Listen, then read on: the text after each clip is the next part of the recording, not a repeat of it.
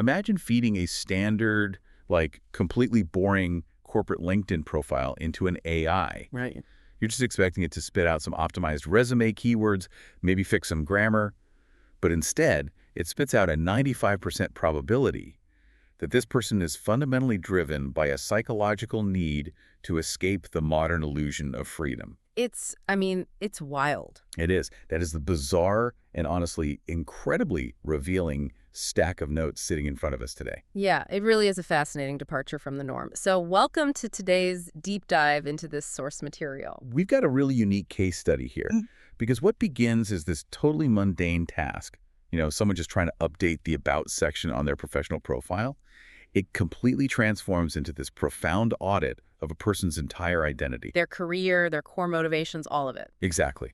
I mean, the AI analysis we are looking at actually starts assigning probability percentages to the deepest psychological drivers of this person's life. Okay. Let's unpack this, because the goal of this deep dive isn't just to look at one professional's resume. Right. Definitely not. The mission here is to extract the underlying framework of how we navigate complex systems in our own lives and careers.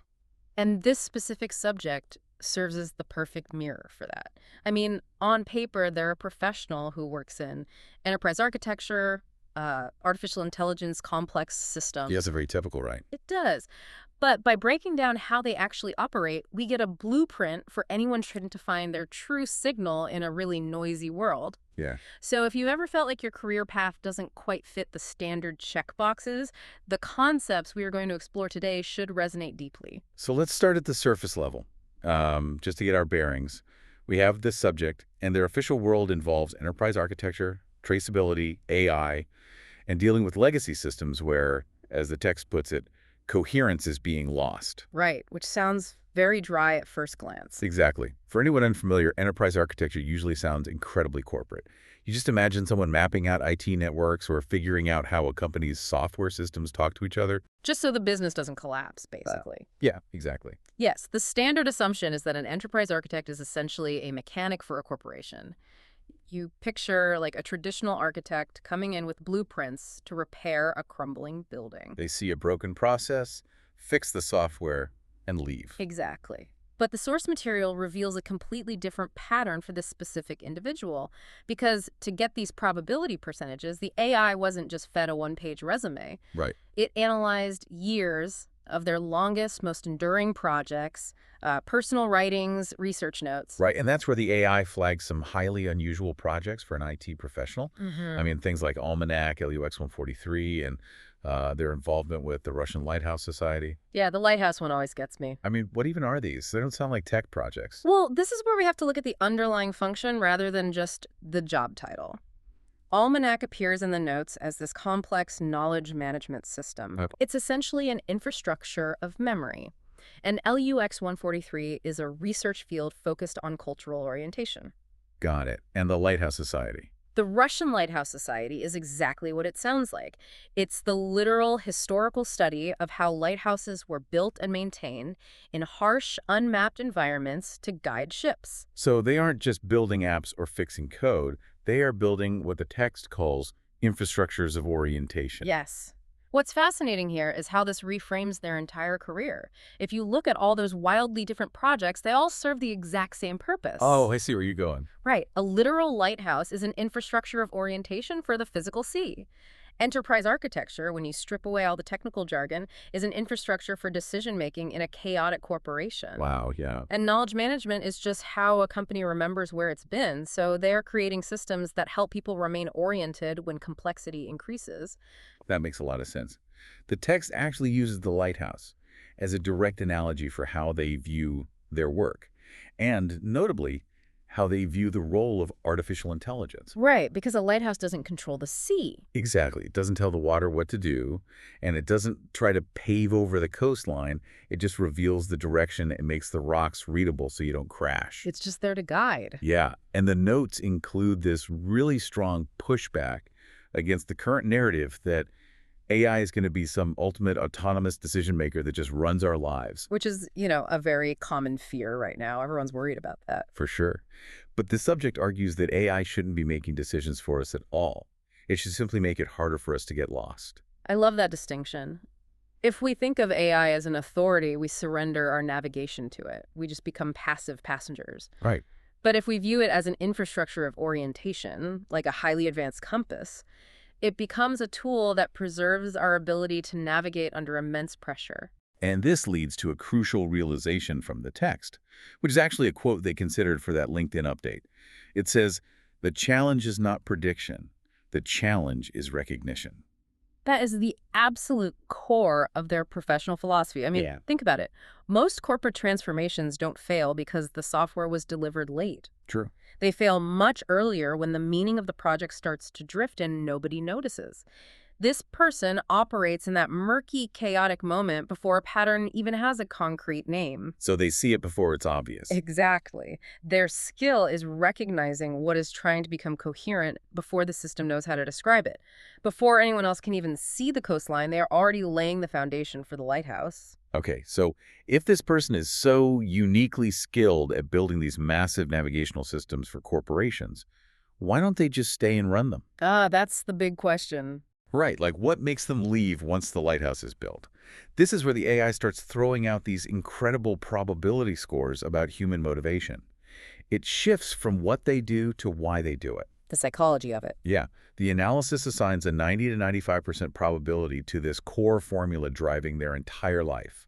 And the formula is, my need is not freedom of choice, but freedom of authorship.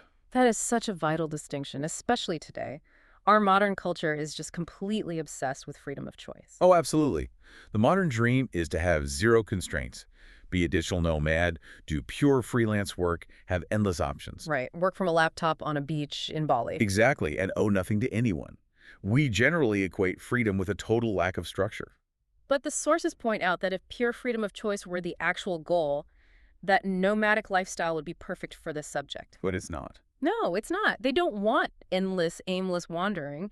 They actually desire structure. They just demand the right to define that structure themselves. They want the freedom to author the course. Wait, most people think of structure as a cage. How can structure equal freedom? I have to push back a little on this for the listener. I get that, because a 9 to 5 is a structure. A corporate hierarchy is a structure. Yeah, and we usually try to escape those things. But the problem isn't the structure itself. Keep in mind, this person literally builds structures for a living. Architectures, maps, processes. Right. The problem arises when structure is imposed from the outside, when it's created incompetently by someone else, or when it actively steals your ability to chart your own course. Oh, I see. Think about your own life. Do you feel paralyzed or exhausted when a boss hands you a rigid, step-by-step playbook and tells you not to deviate from it? Oh, instantly drained. It's the worst. That is your authorship being revoked. Wow, yeah. To explain how the subject counters this, the text introduces the concept of the anchor and the radius. The anchor and the radius, right. The subject thrives when they have a base, an anchor. In their case, the notes mention living in France or Luxembourg. That's a serious commitment to a place. It is a structure. But around that anchor, they require complete freedom to explore a wide, uncharted area, which is the radius. You have a base, but you are not in a cage. You can drift, you can explore the perimeter, you can stand still. It's about setting your own parameters. There's a tiny detail in the notes that I think illustrates this perfectly. Mhm. And it applies to something as simple as giving a gift. Oh, the gift analogy, yeah. Yeah, the sources mention that if someone just hands you a link and says, buy me exactly this item, and you buy it, well, it kills the authorship of the gesture. It really does. The gift becomes nothing more than fulfilling a purchase order rather than act of choice and intention. It reduces you from an author to a vendor. Exactly. Or, well, I shouldn't say exactly, but it translates perfectly to their career. They need to author the gesture, just like they need to author the architecture. And if we look at how that plays out in a corporate environment, it explains their career trajectory perfectly. You can bring this person in to clean up absolute chaos. Like a massive merger Right. or failing legacy systems. Right. Totally unmapped territory. Yeah. And they will brilliantly map it out. But the second the system is stable and the company hands them a maintenance manual and says, just follow these steps forever, their energy vanishes. Here's where it gets really interesting, Hmm. because the AI text goes on to define exactly what kind of role fits someone with this intense need for authorship. Right. The analysis assigns an 80 to 85% probability that they are not a traditional builder, but a pioneer cartographer. The cartographer of emerging coherence. Yeah. And it's a very specific, quiet type of pioneer. It's not the Silicon Valley founder standing on the stage yelling, "Look at me, I'm the first to disrupt this industry." Right, no ego in it. And it's not someone fighting the corporate current just for the sake of being a rebel. They are simply drawn to unclaimed, unmapped territories with a very low population density. Places where there aren't a million people already shouting the answers. Which is precisely why they're drawn to studying things like the Chance brothers. Oh, right, the Lighthouse guys. Yeah, for context, the Chance brothers were historical glassmakers and engineers who pioneered the optical lenses for lighthouses back in the 19th century. Such a niche thing to study. It is. Or why the subject digs into historical archives or explores narrative architecture. These aren't hyped, trendy, buzzword topics. They are quiet, complex, unexplored spaces where the subject can exercise their authorship without interference. It makes me think of the music industry. It's like being the person who discovers this incredible, raw indie band playing in a damp, unmapped basement. That's a good way to look at it. Yeah, you map out their sound, you help them figure out what they're trying to say, you get their first record produced. But the absolute second, they sign a major label deal and start playing massive, predictable stadium tours. You lose interest. You're just done. Right. You don't want to manage the stadium tour logistics. You want to go find the next unmapped basement. That is a highly accurate analogy. And this raises an important question about how modern businesses are structured. Modern corporations rely almost entirely on standardization, scaling, and repetition. They want the stadium tour. Exactly. That is how they make reliable money. So a cartographer feels entirely out of place in mature systems that demand endless repetition. The notes actually give a concrete example of this, their work with the EPO back office. Yes, the EPO is the European Patent Office. Their back office systems manage massive amounts of data, legacy records, bureaucratic processes. Sounds like a nightmare to organize. It was a complex puzzle when the subject was brought in, but once a system like that is mapped, stabilized, and orderly, the subject's energy completely drops. Not because they are incapable of maintenance, but because the puzzle is solved. The territory is fully mapped. Right, there's nothing left to author. The thrill of recognition is gone, and it's replaced by the boredom of prediction. Precisely. Their true value lies entirely in that chaotic "what is this" phase. Which is why their new proposed LinkedIn headline, "Recognizing Coherence," is so fitting. It makes so much sense now. They aren't there to maintain the coherence once it's obvious to the board of directors. They are there to spot it when it's still just a whisper in the noise. But that begs a really big question. Uh-huh. How do they know what to map? Mm-hmm. If they're operating the unmapped basement or staring at failing legacy systems where the meaning is drifted, what is their compass? And that leads us to the absolute deepest layer of this analysis. Right, we've gone from what they do to why they do it to how it manifests in the workplace. Now we reach the bedrock. The AI gives an 80 to 85% probability to the deep theme of their life over the last 2 years. The foundational theme. Yeah, and the theme is how to maintain trust in a signal before there is external confirmation. Which moves completely past enterprise architecture and into a philosophy of living. It does. It revolves around this concept that form follows content. The idea is that they feel the signal first, they live it internally, and only later, sometimes years later, does it take a tangible shape or get a formal name from the outside world. They just have to deeply trust their inner map before the outer world validates it. But I have to admit, wait, you're losing me a bit here. This sounds a bit mystical. Fair enough. How does an internal feeling translate into a tangible outcome without external validation? Can you give me a concrete example from the text? The sources actually provide a few great examples of how this manifests. Take the creation of the musical album mentioned in the AI's analysis. Okay. For this subject, the album wasn't created to just capture a final, polished product to sell to a market. It was designed to preserve the process of becoming. The process itself. Yes, it captured the signal while it was still forming, trusting that the raw content had value before it was packaged into a recognized form. Or the persona of Leah Belmaris, which comes up in their writings. Yes, exactly. Leah Belmaris is a narrative voice or persona they use to explore concepts of light, orientation, and identity. So they explored it internally first. Right. First came the internal feeling, the intuition.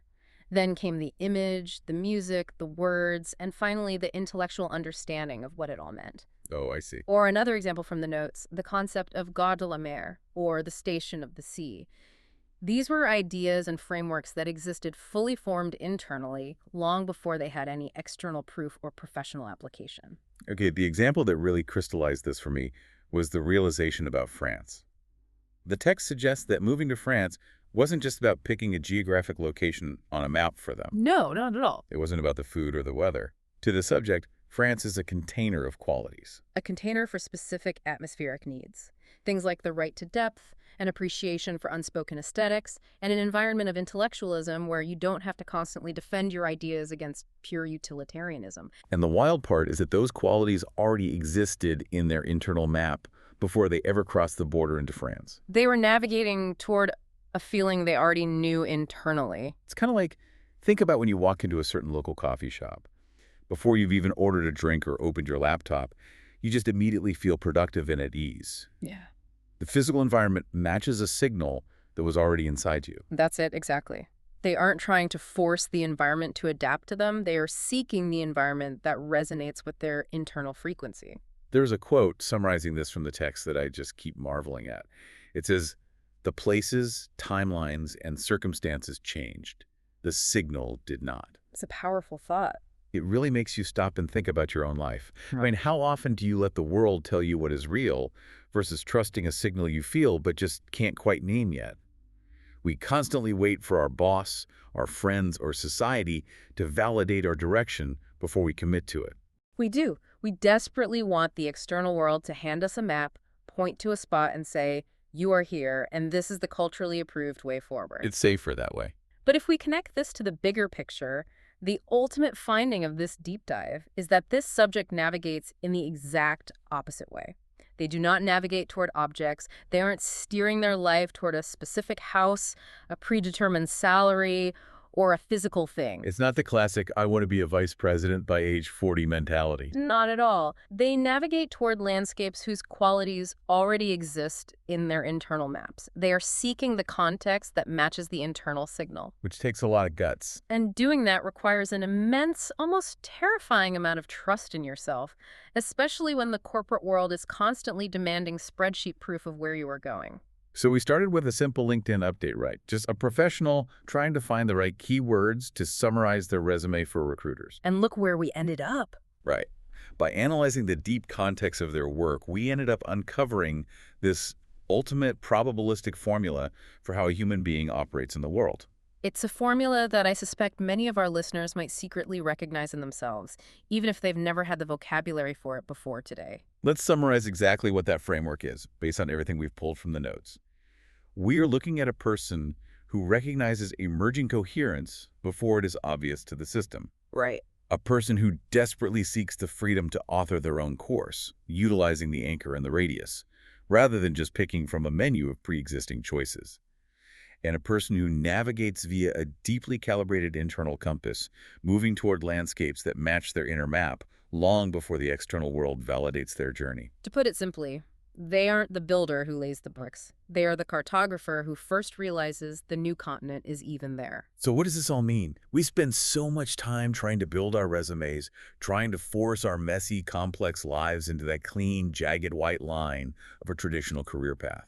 Yeah, we try to predict the future. And we force ourselves into rigid structures that revoke our authorship. Because it's comforting, you know?